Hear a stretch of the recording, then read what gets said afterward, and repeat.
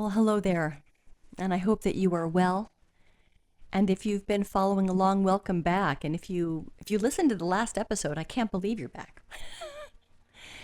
But if that is you, thank you for sticking with me and welcome back. And if this is your first episode, you're most welcome. I can't believe that this is episode 50, believe it or not. And if you are new, then my name is Sarah, and I've been reading just a book that I'm really enjoying, and I've been providing commentary. And I've been doing that now for about a year and a half. And so what am I reading, you might ask? Let me tell you. So I'm reading On the Path, an anthology on the Noble Eightfold Path, drawn from the Pāli Canon. And this book was written by Ṭhānissaro Bhikkhu, who is a highly regarded American Buddhist monk, known for his translations of Buddhist texts and his teachings on meditation and the Dhamma. And his works are deeply rooted in the Theravāda Buddhist tradition, emphasizing a direct and practical approach to the Buddhist teachings. And in case you haven't heard this one before, I'm not a monk. I've never been ordained. I'm not a Buddhist scholar. I am a very imperfect, sometimes to a fault, devout lay Buddhist practitioner and daily meditator, and have been for over 2 decades. And this psychology has really transformed my life. And so, yeah, I like to read about it and I like to talk about it. I also want to either remind you or let you know, if you're new, that I absolutely do use AI. And I'll always let you know when I'm doing that and kind of how I'm using it when I do. And so without further ado, we've been working on right resolve. We are still in right resolve. And we're going to continue on in right resolve, which is listed, depending on who you ask, from what I've heard, at least in this book, it's listed as number 2 of the 8 of the Noble Eightfold Path. I wonder what that would be like, the Noble Eightfold Path. Anywho, moving right along. So that's where we are. So we're picking up on the bottom of page 270 today. And again, if you expand the description here, you'll see that thank you so much to Ṭhānissaro Bhikkhu for making this book freely available to all. And so you'll see a link to where you can download it or read it for yourself. And also thank you so much to him for putting this in the Creative Commons so that I can do things like this without paying him royalties, as long as I don't profit from it, which I never will. Okay, let's get going. So we're going to begin, or I should say, where we happen to be in the book today is beginning with a couple of shorter suttas. And so I'll read them back to back, as well as reading a longer sutta, which is actually kind of wraps up this whole section. So I'll read all of these back to back and then, do my best to unpack them with the help of Robot.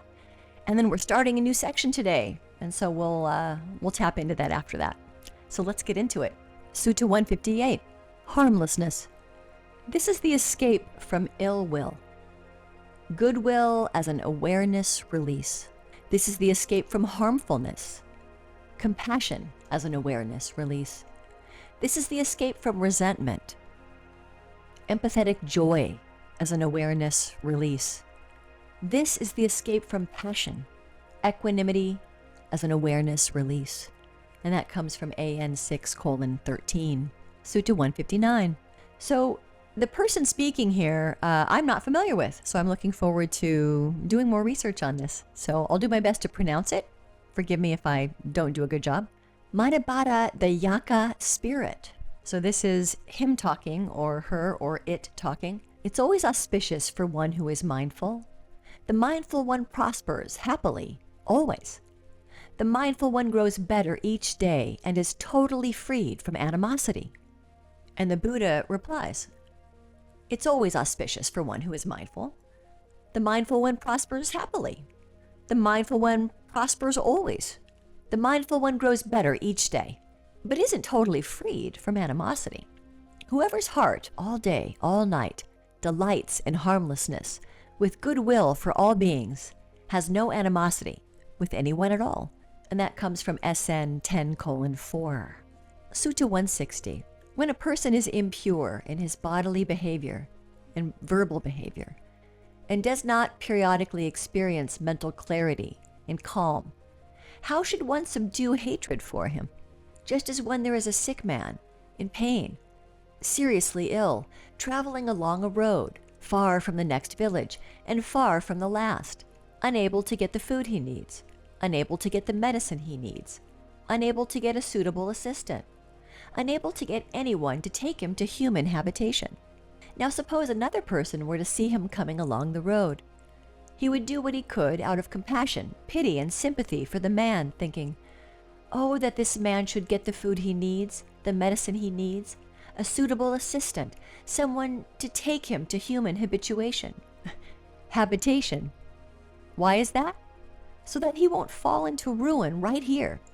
In the same way, when a person is impure in his bodily behavior and verbal behavior, and who does not periodically experience mental clarity and calm, one should do what one can out of compassion, pity, and sympathy for him, thinking, "Oh, that this man should abandon wrong bodily conduct and develop right bodily conduct, abandon wrong verbal conduct and develop right verbal conduct, abandon wrong mental conduct and develop right mental conduct." Why is that? So that on the breakup of the body after death, he won't fall into a plane of deprivation, a bad destination, a lower realm, hell. Thus the hatred for him should be subdued. And that comes from AN 5:162. Wow. So there's a lot to savor here. So as I mentioned, this is wrapping up the subsection of right resolve called mundane right resolve. And next we'll be moving into transcendent right resolve and beyond. So let me do my best here with the help of Robot to properly take us out of mundane right resolve, remembering that, if you are an English speaker, if you're living in the West, again, that's the only fabricated state that I really know. Mundane to my mind often means, it's boring. It's not something that's particularly important, or it's not irrelevant, but it's not, and that's not what mundane means in Buddhism. So it's got a much more important meaning, and I'll speak to that when I come back. So I'll be right back and do my best to unpack this. Stay tuned. Okay, if this is your first episode, one thing I love to do with AI, and I use ChatGPT 5.1 right now, and there's also something called Norbu, that is an AI specifically trained in Buddhism. But I actually don't use that one a whole lot. Anyway, I don't want to go down a long train on that, but I just want to remind you, that is what I am doing. And please don't use me as any kind of, I really wouldn't refer to me as any kind of expert or anything like that in Buddhism. I most certainly am not. I'm a Western lay practitioner, and, it's a bunch of gobbledygook. It's been a long time. I mean, in terms of how well I know it, and it's been a long time since I've actually studied it in any real way. And when I say long, I mean like a couple of decades. So just, I'm not. I hope you never use me as your source material for the origins of Buddhism and its rich history, because I'm not your man or woman. Okay, so what I like to do when I'm talking to AI is say, hey, unpack this and talk to me like I'm 5. And I am doing that for me, because if I can just see it in plain language, it helps me a lot to be able to draw my own personal experience, mostly with meditation and, anyway, I talk about that in other episodes. So that's what I do. I always kind of begin the prompt with, talk to me like I'm 5 and unpack this. And then I'll continue that conversation with AI until I feel like I'm getting a response that, reflects to my understanding what is happening in the sutta from what I recall from when I was a student. And I still am a student. This passage is describing 4 different and I quote Robot, bad mind states, and the way out of each one. You know, just that alone is pretty powerful, you know. If you listen to earlier episodes or you read the book or you have familiarity with Buddhism, you know, and the concepts in Buddhism, this idea that, you know, we form mind states produced by emotional states, produced by fabricated conditioning, et cetera, dependent origination. You know, it's not all happening in a vacuum. So here we're told, hey, so there's these mind states that we can have. And I guarantee you that we're all familiar with them. Maybe perhaps there's someone out there who isn't familiar with one of them. I honestly don't know. I shouldn't make such a blanket universal statement. I'll just say that in Buddhism there are 4 mind states that, as Robot said, because I said talk to me like I'm 5, there are 4 bad mind states. There's really no good or bad, evil, or, you know, that's kind of not a thing in Buddhism. There are 4. Let me use my language now that I think aligns more with a Buddhist view. There are 4 unskillful mind states.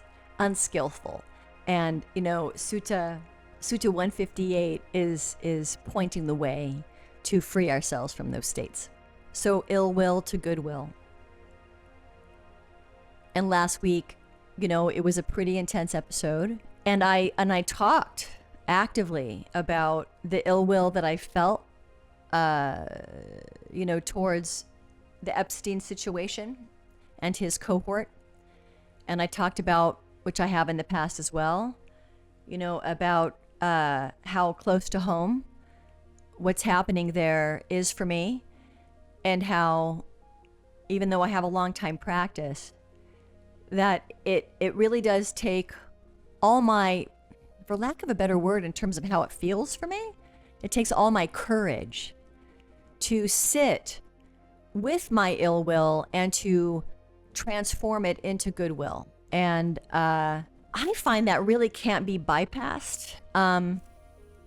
And again, what I really love is that, and we'll talk about this more later in the upcoming suttas here that we're getting to, is that, you know, you don't, it's some people might hear the way I speak and think, why is she so specific? Because that's the way my brain works. And so it's really important for me to get into the weeds, for me to buy into anything, ever.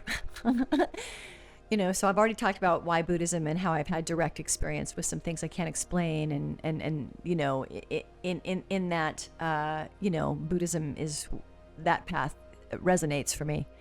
But this idea that, you know, why are we generating goodwill?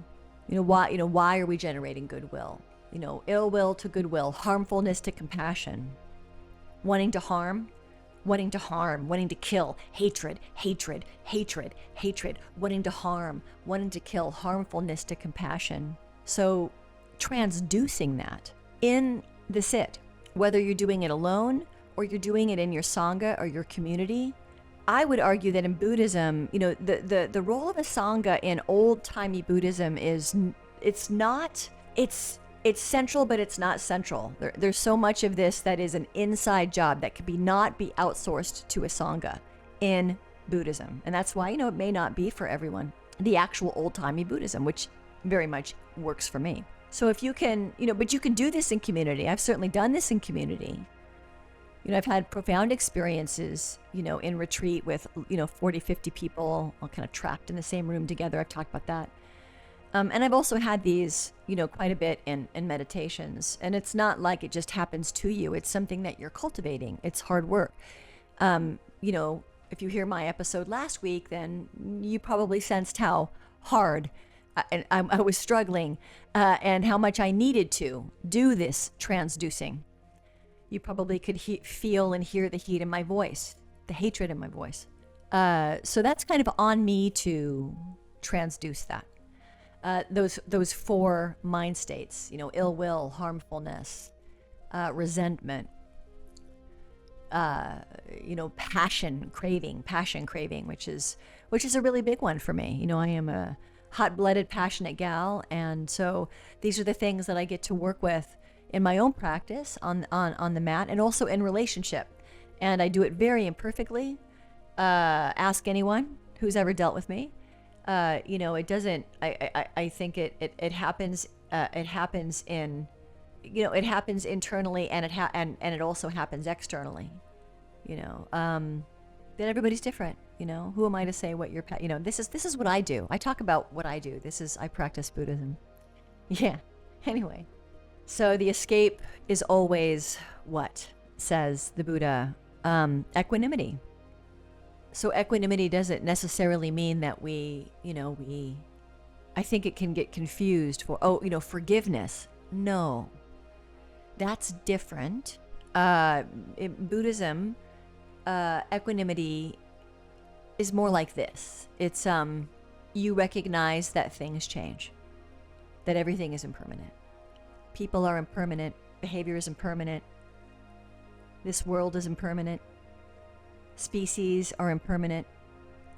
Planets are impermanent. Everything's kind of on a, right? It's all, so you kind of see this. You see this. So you recognize that things change.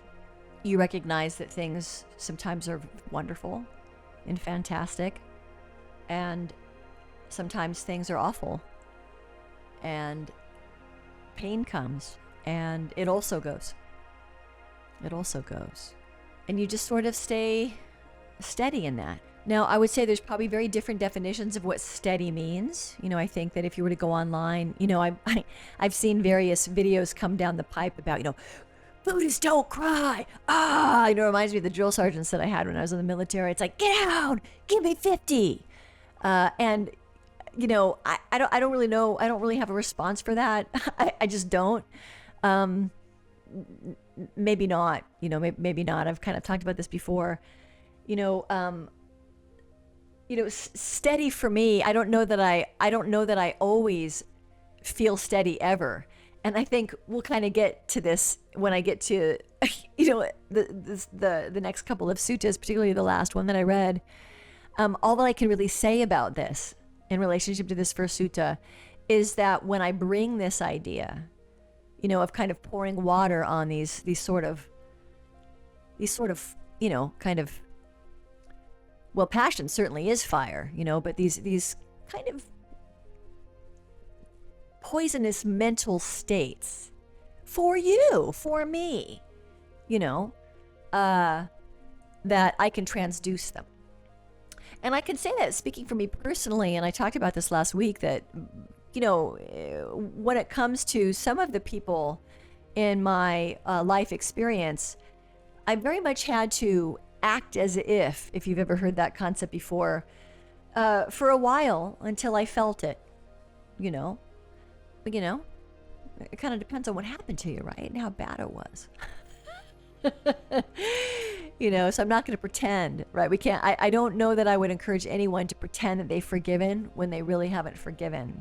I don't know how much genuine equanimity you're actually going to feel until you've kind of tended to those fires within yourself in your own practice. That is my opinion. So anyway, let me move on to the next sutta here. Okay, so again, using AI, so be sure to fact check me. But this is very exciting and fascinating, and I definitely want to know more. But right now I'm reading this book, and I do better with one book at a time. But I'll just say this is pretty fascinating. So who is Manabhata the Yaka? So apparently a yaka is not a name, it's a what? Manabhata is a yaka, and a yaka in an early Buddhist text is a powerful non-human being. And apparently it's not a god, it's not a human, it's not necessarily evil, it's more like a local spirit or a guardian. So it sounds like maybe it would be similar to angels in the Abrahamic traditions. And then of course I don't have knowledge of all of the religions and philosophies and approaches to these ideas, but it sounds like in Buddhism that's what a yaka is. In the Samyutta Nikaya Sutta SN10, several yakas actually talk with Buddha apparently, and in this particular sutta Manabhata is praising the idea of mindfulness, a key quote-unquote right in the Eightfold Path.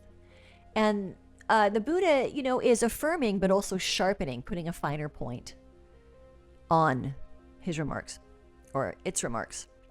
And so what's going on? So Manabhata is saying the mindful one prospers and is totally freed from animosity. And so making this, kind of making this equation, the more mindful you are, the more you will be freed from the experience of animosity, that emotional state. He's saying you're safe. As long as you're mindful, you're safe, you're good, you don't have to worry about it. Just practice mindfulness and all is well. You're free from hatred, no problem. And the Buddha says, not quite. And he agrees that, mindfulness is, yes, absolutely very good, and we should be cultivating it. But the last part isn't quite correct, says the Buddha. And if you have a problem with the Buddha, again, maybe just fill it in with Siddhartha Gautama, who that's what his name was before he did all the stuff that he did, and there you go. Mindfulness alone does not automatically remove animosity. And I think anybody out there who practices mindfulness, especially if you've been doing it for a really, really, really long time, so you have this kind of longitudinal data set on yourself, and you can kind of reflect back on your life. I'm 50. I actually have to pause here and go, am I 53 or 54? I'm one of those two, 53 or 54. And if I reflect back on my life, I absolutely agree that my mindfulness practice does not automatically remove animosity within me, right? So if you listen to the last episode, there was a lot of animosity in me. Nobody drops 15 F-bombs in an hour if they're not feeling really dysregulated and angry. In my case, really, really angry, really, really angry, really, really angry, resentful, ill will, ill effing will, right? So if you go back and you listen, yeah, I was ready to fight. I was ready to go. And I practiced mindfulness for a very long time. So I would agree that at least in my subjective experience of practicing, Buddha always says, hey, check and see for yourself. Oh, yeah, absolutely. It has not removed animosity from my consciousness. That's certainly been the case for me. So the Buddha adds something here that is maybe a hard pill to swallow, and it's one that I've kind of reconciled for myself, and I guess if one is practicing Buddhism, depending on where they come from and the level of their earnestness in which they find it and begin to practice it, they might have to reconcile this for themselves as well, just like everyone who's ever practiced Buddhism from at any time, or anyone who's practiced Catholicism, or needs to decide, do I want to give my life to the church? Do I want to give my life to the Sangha and the community in the service of cultivating Dhamma for the benefit of others? So that's a decision that one has to make depending on their level of earnestness, produced by their fabricated conditioning. The Buddha says there's really only one way that you're going to get rid of animosity, regardless of your mindfulness practice. You pretty much have to just delight, ecstatically delight in harmlessness. Radiate goodwill for everyone, all day and all night. Now there's the catch, all day and all night. So that's the life of a monastic, when someone again, I'm just going to speak for Buddhism, but when someone in Buddhism decides to check and see for themselves when Buddha makes these claims, there's really only one way that they can do that, and that would be to become an ascetic like Siddhartha Gautama was, and just, meditate all day and all night. And, I've talked about in other episodes, when I've gone on retreat, maybe it's 10, 11, 12 days, whatever it is, and you're not talking, you're not making eye contact, you're not, you're meditating like 9-10 hours a day, and you're generating, well, it depends on the retreat, I don't want to get into too much of the weeds, that's a dangerous territory, but I'll just say that, yeah, some pretty profound, well, again, not for everyone, but for me, I had some pretty profound things happen, on one particular Vipassana retreat. But I'm a lay Buddhist practitioner. I have a job and I need to pay my mortgage, and I need to relate with other people, and I also struggle with certain proclivities that are not always helpful for me, and all I can do there is have self-compassion and continue to try to cultivate softness around it so that I can let those things go that are not helping me to, really delight in harmlessness more often. Anyway, I'm getting way off the rails here, but I think really and I love this, this idea that robot here. I'm going to read what robot says. This is so great. Talk to me like I'm 5 is what I said, right? Here's what robot says. Mindfulness is like turning on the lights. You can now see the mess. But seeing the mess does not clean the mess. If you see anger in your heart, it is still anger. To remove animosity, you must actively cultivate harmlessness and goodwill, and that changes the heart itself. And I absolutely agree. That it really, really does. But it's not like a one and done thing. Certainly not for me. I think it's one of the reasons why I do practice every day. It's not to be some super special. It's not navel gate. It's none of that. It's really to kind of just help me turn the lights on. And that repetition doesn't mean they're going to stay on, but the repetition of that, it's, I don't know what else to say about it. Yeah, everybody's got their deal, but I like that. I like what Robot has to say about that. Mindfulness simply turns the light on so that now we can see the mess. And, that's hurts. I think that's what, and this is not a judgment at all. I am by no measure or metric making a judgmental statement here. To me, it's more of an observation, even one that I've observed in myself.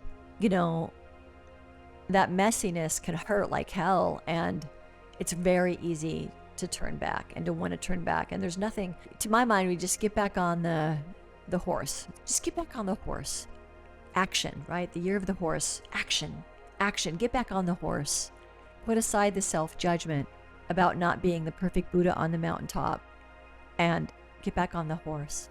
I feel like I'm wandering here, so I'll go ahead and wrap up this last sutta that I read, and then we'll proceed into the next subsection, which is wrapping up chapter 4 in Right Resolve. So I'm pretty excited that we're coming up on the end of this. As much as I've enjoyed Right Resolve, I'm also really looking forward to getting into Right Speech, which is chapter 5, and which is one that is a real albatross around my neck. It's a point of great practice for me, and so I'm really looking forward to getting into it. So, having said that, what's going on with this last sutra here?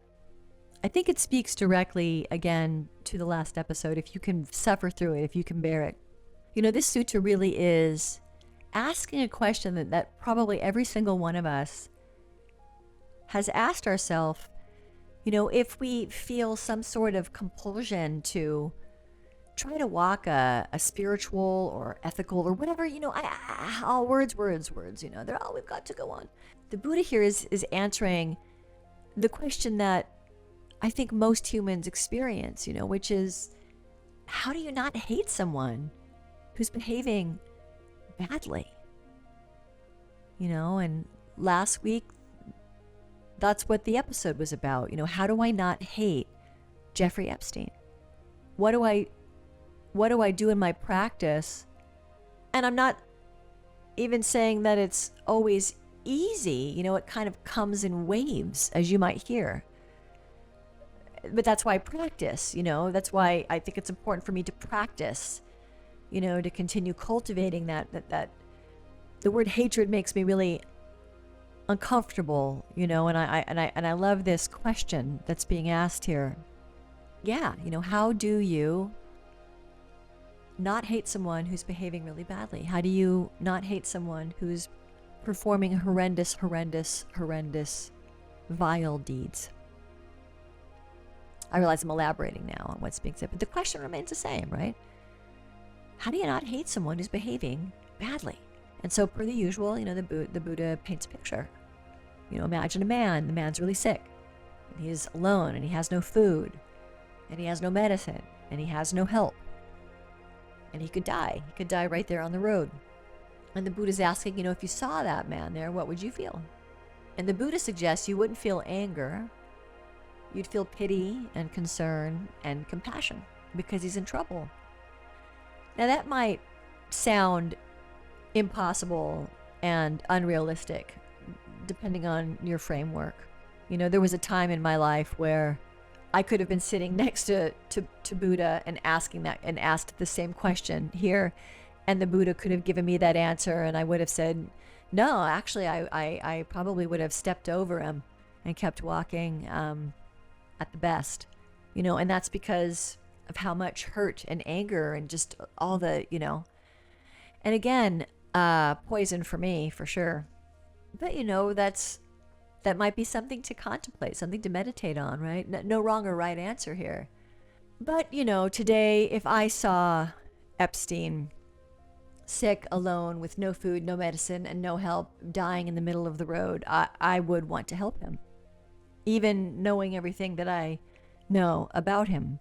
And again, he's just a stand-in, right, for the one that we hate who engages in horrific deeds. And so the Buddha just flips it over and says, okay, so that's the physical ailment. So imagine it was a spiritual ailment, you know. They lie, they act badly, they speak harshly, they have no mental clarity, they have no calm. And that person is very spiritually sick. And, you know, as I mentioned last week, that's really how I have to frame my practice. When I am thinking about people like Epstein, there's the man and there's the behavior. And, you know, there's greed, there's delusion, there's hatred. And again, talked about last week, you know, is it the three thorns? Is it thorns? Roots? The three roots. I'm not sure. It's either the three thorns or the three roots, but I think it's the three roots. And those in any human consciousness produce all kinds of mischief, and nobody wins, to my view, you know. And in Buddhism, and again, this is where a lot of people get off the bus who are secular, right on. I am going to double down on this. I don't know. Maybe they're right. You know, I've had some pretty weird things happen to me. Seen some pretty weird things in, I'm just going to say it, altered states that I can't explain. And, you know, maybe they are going to experience some profound karmic backlash. I try not to get too caught up in that because I don't know what happens after I die.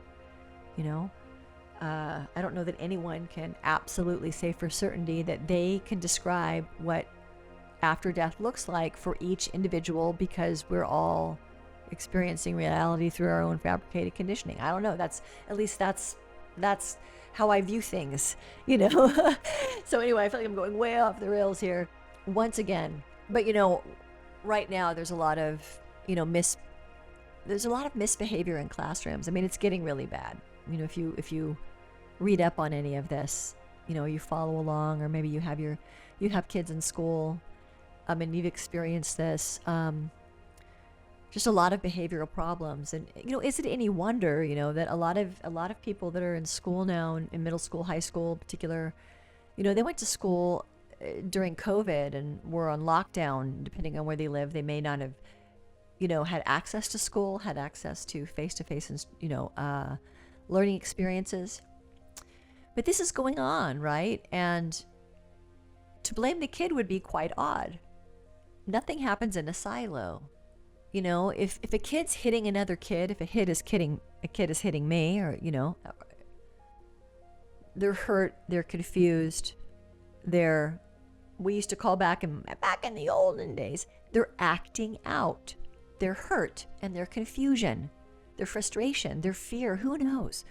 There's a deep well of emotion underneath, hitting and biting and scratching and throwing chairs. Bad behavior equals illness of mind. So in Buddhism, you know, a bad person, quote unquote bad person, equals a spiritually sick person. And, you know, to the degree that which I can work with that idea in meditation, you know, I can also not only do that for others, but I can do that for myself. You know, when I have behaved badly, oh gosh, that was unkind, or that was just not, or whatever. You know, I can get really hard on myself and gosh, you know, I wish I would have done better on that, you know. But really all I can do at that point, you know, is make an amends if that feels appropriate and that it's not going to do more damage. And again, this is just what I do. And then decide, what is the best action that I can take in the service of producing goodwill and not ill will. So I think I'm going to stop right there. But that wraps up mundane right resolve. So it's the next day, and it's the next morning, so my voice will be very different. How appropriate. How appropriate for the next subsection. So from mundane to transcendent right resolve. Let's get right into it. Sutta 161. The Blessed One said, "Monks, before my self-awakening, when I was still just an unawakened bodhisattva, the thought occurred to me, why don't I keep dividing my thinking into two sorts? So I made thinking imbued with sensuality, thinking imbued with ill will, and thinking imbued with harmfulness one sort, and thinking imbued with renunciation, thinking imbued with non-ill will, and thinking imbued with harmlessness another sort." And then Bhikkhu has here in brackets, compare this passage with the description of food for the arising of analysis of Dhammas as a factor of awakening in Sutta 105 above. And so I'll talk about that a little bit more in the commentary. As I remained thus heedful, ardent, and resolute, thinking imbued with sensuality arose. I discerned that thinking imbued with sensuality has arisen in me, and that leads to my own affliction, or to the affliction of others, or to the affliction of both. It obstructs discernment, promotes vexation, and does not lead to unbinding. As I noticed that it leads to my own affliction, it subsided. As I noticed that it leads to the affliction of others, to the affliction of both, it obstructs discernment, promotes vexation, and does not lead to unbinding, it subsided. Whenever thinking imbued with sensuality had arisen, I simply abandoned it, destroyed it, dispelled it, wiped it out of existence. And as I remained thus heedful, ardent, and resolute, thinking imbued with ill will arose. I discerned that thinking imbued with ill will has arisen in me, and that leads to my own affliction, or to the affliction of others, or to the affliction of both. It obstructs discernment, promotes vexation, and does not lead to unbinding. As I remained thus heedful, ardent, and resolute, thinking imbued with ill will arose. As I noticed that it leads to my own affliction, it subsided. As I noticed that it leads to the affliction of others, to the affliction of both, it obstructs discernment, promotes vexation, and does not lead to unbinding, it subsided. Whenever thinking imbued with ill will had arisen, I simply abandoned it, destroyed it, dispelled it, wiped it out of existence. And as I remained thus heedful, ardent, and resolute, thinking imbued with harmfulness arose. I discerned that thinking imbued with harmfulness has arisen in me, and that leads to my own affliction, or to the affliction of others, or to the affliction of both. It obstructs discernment, promotes vexation, and does not lead to unbinding. As I noticed that it leads to my own affliction, it subsided. As I noticed that it leads to the affliction of others, to the affliction of both, it obstructs discernment, promotes vexation, and does not lead to unbinding, it subsided. Whenever thinking imbued with harmfulness had arisen, I simply abandoned it, destroyed it, dispelled it, wiped it out of existence. Whatever a monk keeps pursuing with his thinking and pondering, that becomes the inclination of his awareness. If a monk keeps pursuing thinking imbued with sensuality, abandoning thinking imbued with renunciation, his mind is bent by that thinking imbued with sensuality. If a monk keeps pursuing thinking imbued with ill will, abandoning thinking imbued with non-ill will, his mind is bent by that thinking imbued with ill will. If a monk keeps pursuing thinking imbued with harmfulness, abandoning thinking imbued with harmlessness, his mind is bent by that thinking imbued with harmfulness. Just as in the last month of the rains, in the autumn season when the crops are ripening, a cowherd would look after his cows. He would tap and poke and check and curb them with a stick on this side and that. Why is that? Because he foresees flogging or imprisonment or a fine or public censure arising from that, and then Ṭhānissaro here has in brackets, if he lets his cow wander in the crops. In the same way, I foresaw in unskillful dhammas drawbacks, degradation, and defilement, and I foresaw in skillful dhammas rewards related to renunciation and promoting cleansing. And as I remained thus heedful, ardent, and resolute, thinking imbued with renunciation arose. I discerned that thinking imbued with renunciation has arisen in me, and that leads neither to my own affliction, nor to the affliction of others, nor to the affliction of both. It fosters discernment, promotes lack of vexation, and leads to unbinding. If I were to think and ponder in line with that, even for a night, even for a day, even for a day and night, I do not envision any danger that would come from it, except that thinking and pondering a long time would tire the body. When the body is tired, the mind is disturbed, and a disturbed mind is far from concentration. So I steadied my mind right within, settled, unified, and concentrated it. Why is that? So that my mind would not be disturbed. And as I remained thus heedful, ardent, and resolute, thinking imbued with non-ill will arose.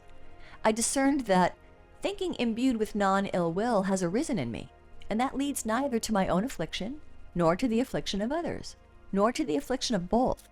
It fosters discernment, promotes lack of vexation, and leads to unbinding. If I were to think and ponder in line with that, even for a night, even for a day, even for a day and night, I do not envision any danger that would come from it, except that thinking and pondering a long time would tire the body. When the body is tired, the mind is disturbed, and a disturbed mind is far from concentration. So I steadied my mind right within, settled, unified, and concentrated it. Why is that? So that my mind would not be disturbed. And as I remained thus heedful, ardent, and resolute, thinking imbued with harmlessness arose. I discerned that thinking imbued with harmlessness has arisen in me, and that leads neither to my own affliction, nor to the affliction of others, nor to the affliction of both. It fosters discernment, promotes lack of vexation, and leads to unbinding. If I were to think and ponder in line with that, even for a night, even for a day, even for a day and night, I do not envision any danger that would come from it, except that thinking and pondering a long time would tire the body.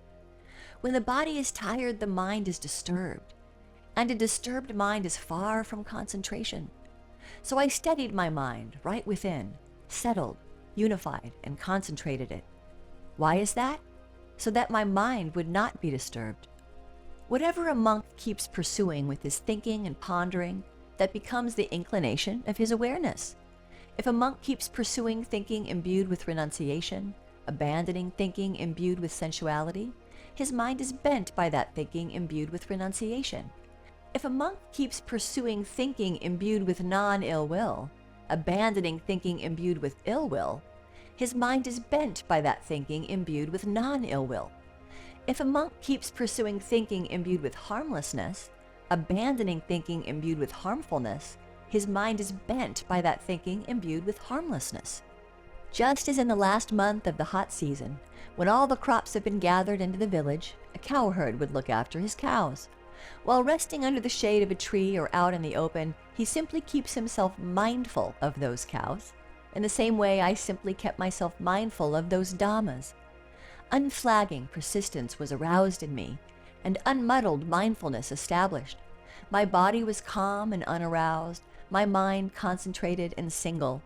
Quite secluded from sensuality, secluded from unskillful dhammas, I entered and remained in the first jhana, rapture and pleasure born of seclusion, accompanied by directed thought and evaluation. With the stilling of directed thoughts and evaluations, I entered and remained in the second jhana, rapture and pleasure born of concentration, unification of awareness, free from directed thought and evaluation, internal assurance. With the fading of rapture, I remained equanimous, mindful, and alert, and sensed pleasure with the body. I entered and remained in the third jhana, of which the noble ones declare, equanimous and mindful, he has a pleasant abiding. With the abandoning of pleasure and pain, as with the earlier disappearance of joy and distress, I entered and remained in the fourth jhana, purity of equanimity and mindfulness, neither pleasure nor pain. And that comes from MN 19. So this, to my view, is a remarkable sutta, and just, there is so much here, and so much came up for me as I was reading it. So I'm going to take a moment just to let this kind of settle in, and also do some research here and make sure that I get this right, do my best in my commentary to give you what I think it means, So I'll be back.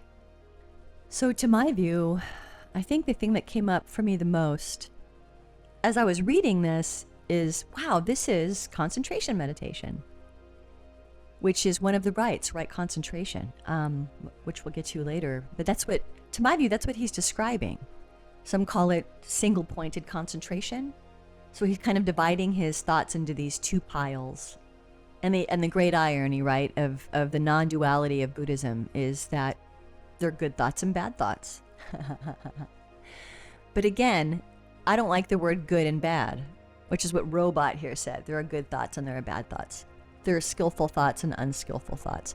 I think the reason why I put such a fine point on that is for those humans out there who have a tendency to ruminate, maybe have a tendency, a bent towards shaming, or maybe they experienced a lot of shame. And so this whole kind of good, bad isn't particularly useful to that kind of mind from my experience. I know it wasn't for me. So I like words like skillful and unskillful. Is this, I keep coming back to pluribus in my mind, which I know I'll be talking about more because, this virus that humanity catches, quote unquote, is sort of the end game of what the Buddha is describing here, where you just, at least that's when I see how they communicate and they collaborate and kind of how they are. That's sort of what I see, I imagine. Anyway, let me get into it. So what are these, these divided thought piles? Sensuality, ill will, harmfulness. And again, I understand why there would be a lot of people who would be very uncomfortable or just wholly disagree with the Buddhist view on sensuality.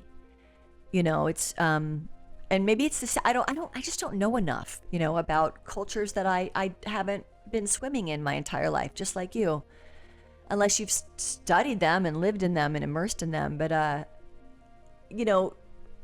in Buddhism, that sensuality is that wanting, craving, mine, and sensuality is a really key ingredient and the recipe of the greed root in Buddhism. So it's something to be very, very heedful of, as you kept hearing that word, heedful, heedless. So he's got sensuality, ill will, in other words, anger and hostility, harmfulness, cruelty, good pile, renunciation, non-ill will, in other words, goodwill, and compassion, in other words, harmlessness. So these are the good thoughts. And he's describing his process of using concentration meditation to play with focusing on one, then focusing on the other, and focusing on one and focusing on the other, and kind of seeing what was produced in his subjective experience in that process of single-pointed concentration. So he tested them. And I think that's why, in Buddhism, you'll hear that a lot, that the Buddha, to our knowledge, it's repeated frequently, see for yourself, because he saw for himself, what he taught came out of his own personal experience. He saw something, he had an experience, and he wanted to talk about it, and he wanted to teach it, and thus Buddhism was born. So whenever a bad thought would arise in his mind, he would ask himself, is this helpful? Is this leading to more suffering? Is it leading to other people's suffering? Is it leading to my freedom? Is it leading to their freedom? Is it leading to our freedom? So he was kind of contemplated this. And what he came up with was, yeah, it produces more suffering. Full stop. And pivoted his attention. So he turned the attention away, and the conditioning, it lost its power and it stopped because he was able to nip it in the bud. So to my view, unless you are practicing like he says we would need to all day, all night, all day and night, cultivating goodwill, cultivating compassion, cultivating all of this, we're not going to get this perfectly. We are not we don't have the pluribus virus. Maybe there are a few humans on the planet that do. I mean, I guess that in spiritual traditions, we would call that, a great sage. Some traditions would call that the second coming. In the Buddhist tradition, we'd say, hey, there's another Buddha, look at that. But for the most part, we're not going to get this perfectly. But think about what he's saying here. He's describing a process that we can practice. And again, not every mind maybe can practice it. I don't have schizophrenia. I don't know what that mind is like.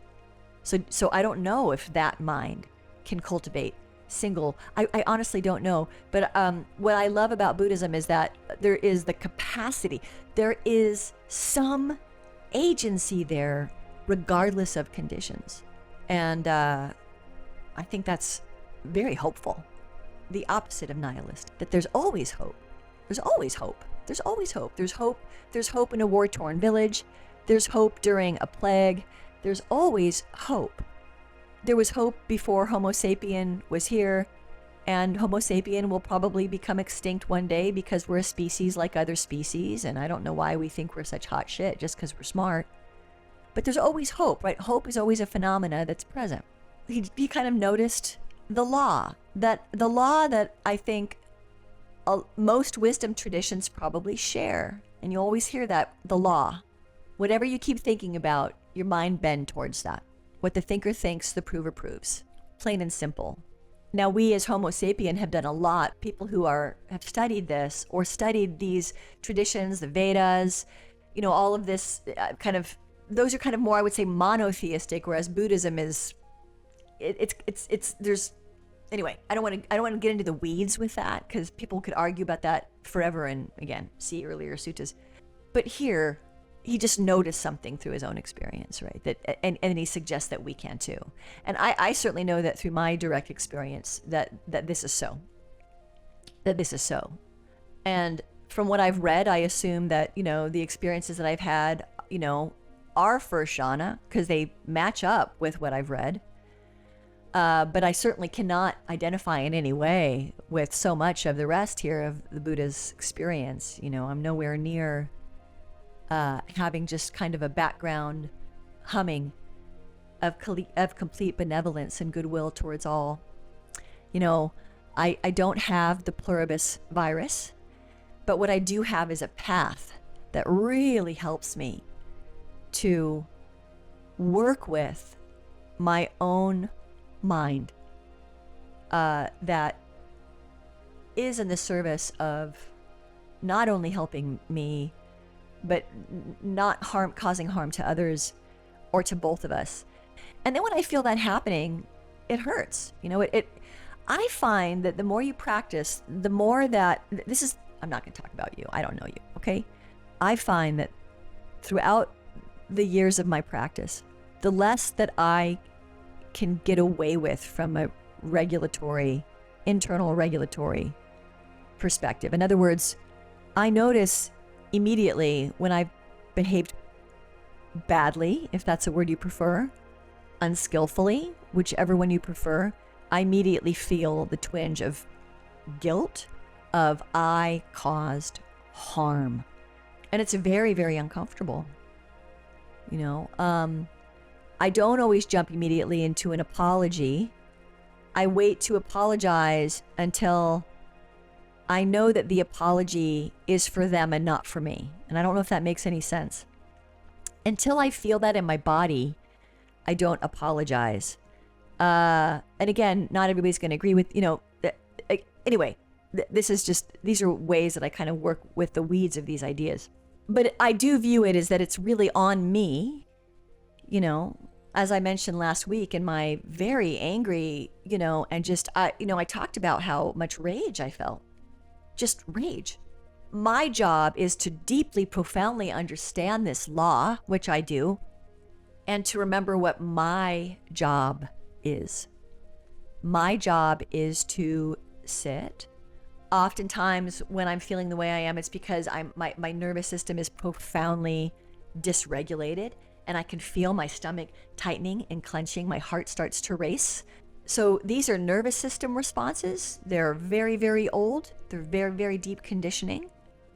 And as I've mentioned, I've done a lot of things to help me see what they are and go, oh, wow. And then to kind of learn how to work with them. Buddhism has been the primary way that I work with them, though. And again, this path works for me.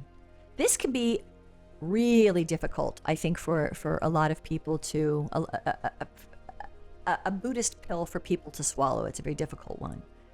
And sometimes, when we don't like something, we want to change it to match up what we like. And that's fine. I don't want to say that's fine. I actually don't think that's particularly fine. I think that that's ducking out. Ducking out of the hard stuff. I find that for myself, when I'm triggered or I have just real disdain or whatever arise in me, that's what's going on with me. And it doesn't mean I'm bad. It just means, okay, there's something going on here. Something doesn't align, or I'm projecting and because people say, oh, it's all projection. No, it is not. It is not all projection. It's not everything is that. It's much more nuanced and complicated than that, I would argue. So at any rate, I'm going way, way, way too much in the weeds here. Just the sutta is saying, notice this law, that whatever we think about grows. And then we can redirect our thought. And you might spend, anyway, I already talked about my meditation practice. So there's that. And then he gets into the cow herd analogy, and I it's so great because he always provides these very relatable stories that his community can relate to, because he's teaching in his community. He's traveling and he's teaching to communities of people who are interested in what he's teaching to work with the mind and the heart. And so he's saying when the crops are growing, the cow herd needs to constantly keep an eye on those cows, make sure that they're staying in the pen, or if they're walking, they're moving in the direction that they need to go, whatever. He's keep thinking about the chariot in the tarot deck, but at any rate, that's going to freak people out, whatever. Just, you can look it up, Jung, blah, blah. And that's early training. And it's a very active process. And I'm very excited, even though I bitch a lot and complain about what the West has done to mindfulness, Western psychology. I'm also very, very grateful to, John Kabat-Zinn and people like him that came up in the 60s in the United States that brought these ideas to the United States and tried to make them, more accessible. I would argue that, they're already accessible, but he's right. They wouldn't be accessible to a Christian, for instance, because of the cosmology in Buddhism, right? Which is very contrary to Christianity. So I do understand what's going on there. And as a result of it becoming more kind of visible in the West, I think we're starting to recognize how important it might be to introduce these ideas to our children. Just like the Buddha, Siddhartha Gautama, taught his son. If you go back and you look at earlier chapters of the book, he spent an inordinate amount of time training his son from a very young age to work with the mind. And especially with all of our contraptions and devices, I think the greatest gift that you can do as a parent is to cultivate your own mindfulness so that you can teach your children mindfulness. And of course, you can't teach what you don't have. So you need to put your own phone down. Or if you're going to pick it up, how about put on a meditation app and learn how to still the mind?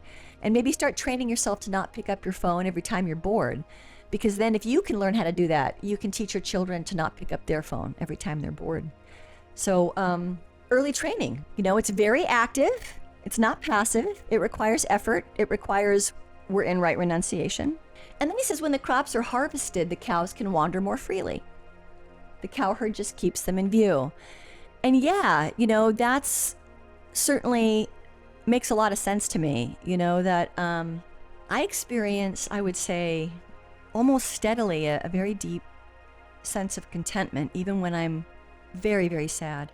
And I don't want to call that happiness. That's a weird word for me. I've had people tell, you're so, well, I'm not, I can be negative. Yes, I do discuss the negative, and I do have to be mindful to not, to be discerning about when I'm now introducing too much of that, or when I'm actually speaking truth to power. In other words, I'm actually saying, hey, we need to look at this, Epstein, right? And not just redirect our attention away so we feel better. But what the long-term training has done for me is it's cultivated something that I really can't put into words, but I think it's a thing worth cultivating if you find yourself really unhappy, or if you feel unmoored all of the time. Like, I definitely go through periods of unmooring, like I left my job and very insecure, and saw how I was very over-identified with, being a teacher, and that was not useful because that was a job that I had, or have, depending on whatever happens with the job that I get next. So what does happen though is, of course you'll get triggered. Oh, I can't speak for you. I get triggered, but I have this long-term practice that I can tap into. And, so that's the kind of, when the crops are harvested, the cows can wander. You don't have to be so rigid. I still meditate every day though. I mean, to me that's not rigid. And again, I don't, you have to find your own way with things, This, I think, is really important too, that good thinking can tire the body out. Just constantly buzzing with this, cultivating goodwill. And so he stopped thinking, and that's how he got into the jhana state, that first jhana, which we've talked about a lot. And to my mind, that's Vipassana, I believe. I have to go back. And again, I know when we hear Vipassana, we think Wanka, scanning the body, no, that abiding awareness that you hear about, it cannot be described. You just have to see for yourself. I think lots of people do wonderful jobs of trying to describe a thing that can't be described. That's what I think. Too much thinking in general will agitate the mind, and so kind of softening all of that. So this is a strategy. It's not about being good or evil or sinner or sinless, free or It's a strategy for working with the mind, heart. I'm going to tell you what Robot had to say, and I'll leave it with this. Here's exactly what Robot said. The core teaching in one line. You become shaped by what you repeatedly think. Train the direction of thought. Then still the mind. Then concentration deepens. Then insight becomes possible. That is it. So Robot also says that this particular sutta is considered one of the clearest training manuals in the entire canon. And I could see why. This is very, very pointed and direct. This is the exact recipe right here encapsulated in this single sutta. And because of that, and because, I know I'm going to be editing this, but we're over the hour now, I think this is a great place to leave it. And I suspect we maybe have one more episode before we have completed Right Resolve. But in the meantime, this is just so rich. Really enjoying this, really loving this. And if you're still with me and you've been listening, thank you so much for listening. I hope you're doing really well, and take great care. I'll see you next time.